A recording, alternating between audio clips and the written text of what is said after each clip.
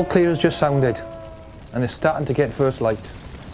The whole town is covered in smoke, and the smell of death is all around me.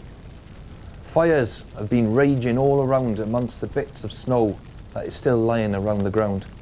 From the Llandasi oil refinery to the docks and over as far as Townhill, Mayhill and the surrounding areas, the fires have been lighting up the night sky for miles around, and no doubt as a beacon for that madman Hitler's Luftwaffe.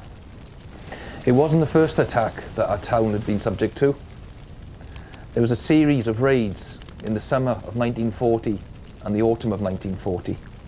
This had resulted in damage being caused to the copperworks and even an attack on RAF Fairwood. These raids had frayed our nerves. It had started and generated both official and popular concerns that our area had been left unprotected. At the same time, some people began moving out of the town centre, each night sleeping in tents, huts and in cars, even on my own division of the Gower and other neighbouring areas. Some areas have formed up as new locations, such as Holtsfield in Merton and Sandy Lane in Pennard. We've been lucky from those early raids, but then 3 nights ago we received the air raid warning sign that we were going to be attacked again. I was used to the various false alarms and took it in my stride. Then, on the 17th of January 1941, we were subjected to a large raid. This resulted in 58 people being killed and 41 acres of the town centre being affected from high explosive and incendiaries. On the evening of the 19th of February, I was working evening shift from my station. It was a very cold February night. Since an incident only days before of a German lone plane flying very low over Swansea docks, machine gunning dockers, civilians and anything and anyone. Our division were being used on the request of Swansea Borough Police for any extra help to protect life along with law and order, which could occur. On the 19th, around 6:30 or 18:30 hours, we received a red warning that a raid would be imminent. I and a few of the lads made our way to Swansea. We'd been issued with a metal helmet, as our custodians wouldn't protect us from possible debris, and a respirator and bag in case we were gassed from the air. The air raid siren sounded not long after 18:30 hours or 6:30. People were making their way to all the various air raid shelters that had popped up in and around the town and the Sandfields area. Not long after the siren ended, the sound was still ringing in my ears. I was in the process of directing civilians to the shelter near Castle Gardens when the boom of our own guns from the Mumbles and all around Swansea let loose with their salvos. On hearing this, I ran to the nearest police box and waited orders to see which sector of the town I would be posted to. On this night, I was posted along with a Swansea Borough officer near the hospital on St Helens Road. At dusk, I heard the droning noise coming from behind me and from the direction of Wynarloedd. The noise was getting louder and louder. I realised it was German planes. They must be using the hill as a bomb run route. Bomb us, and then just fly directly out over Swansea Bay and to the channel and away. The night lit up with searchlights and explosions from our guns. Then, loud screaming sounds were getting louder. It was the bombs being released, and they were spinning down towards us. I was getting used to the way the bombs were being dropped. They would drop in sets of 6. I stood near the police box and hoped for the best. The explosions were tremendous. I could feel my body shake from the vacuums of the blasts that were going all around the area. That first night, the raid lasted for a number of hours before the all clear sounded. By the time I'd finished helping getting the injured people out of the rubble from some homes hit, I was shattered. The evening of the 20th was again a vicious raid. I was helping to put out the fires in and around the town centre with members from the fire service. Swansea Borough Police were also firemen at this time. Then earlier, last night, the 21st, we were subject to a third and most hard-hitting raid. The 3 nights were the worst I've ever experienced. I had earlier been posted to the Strand.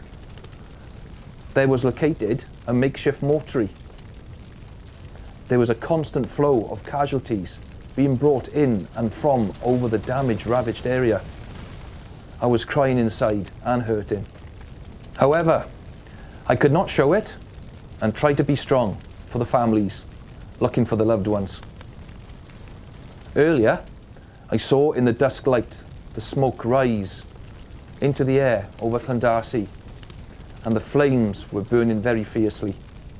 I knew then that tonight something was going to happen.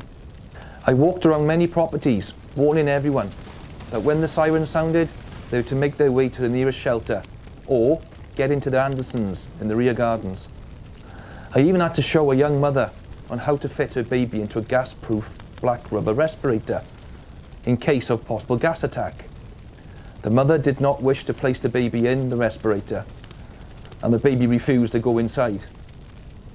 She announced to me that if it did not work, they would die together. I felt a lump in my throat on hearing this. In the cold night air, I heard that peculiar throbbing sound of the German planes that they make. The gun batteries opened up and the searchlights turned on. Those lights weren't needed, as the fire from the previous raids was silhouetting the planes above us. I couldn't remember being afraid.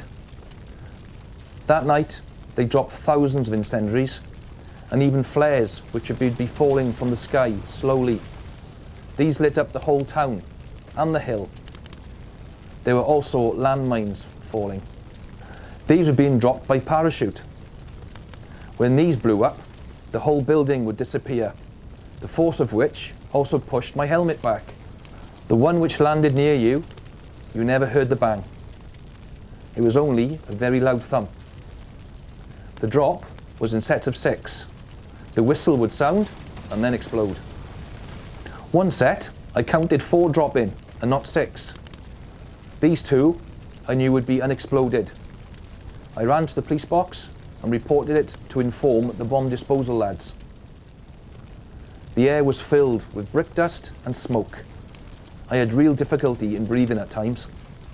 There was a strong smell of gas also. This must have been where the gas and water mains were hit. During the raid, a man in his mid-30s ran up to me and a colleague from Swansea Borough. We were informed that there was a family trapped in Tidal Crescent after the street was hit. On calling for further help, I spent the remainder of the night clearing rubble as the bombs were landing all around us. I'm tired and exhausted. I could murder a brew. We've got one out, and she's been taken to Swansea Hospital. I hope she makes it. Just been told that St Mary's Church took a number of direct hits by incendiary bombs, and now it's a shell. The whole town centre is a ruin. Our Swansea's dead. Goat Street has ceased to exist. The town centre is flattened. The old castle is a shadow of its former self.